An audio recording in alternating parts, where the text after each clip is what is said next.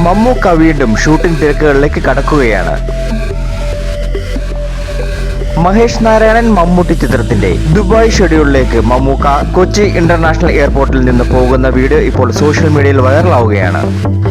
6 മാസത്തോളം shooting plan ചെയ്തിരിക്കുന്ന ഈ ചിത്രത്തിന്റെ രണ്ടാമത്തെ ഷെഡ്യൂളാണ് ദുബായിൽ നടക്കാൻ പോകുന്നത് എന്നാണ് അറിയുവാൻ സാധിച്ചത്.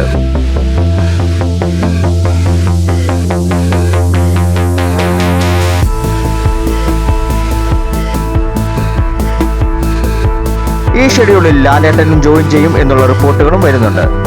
പതിവ് പോലെ തന്നെ കിടി ലുക്കിലാണ് മമ്മൂക്കയെ കാണാൻ സാധിച്ചത്.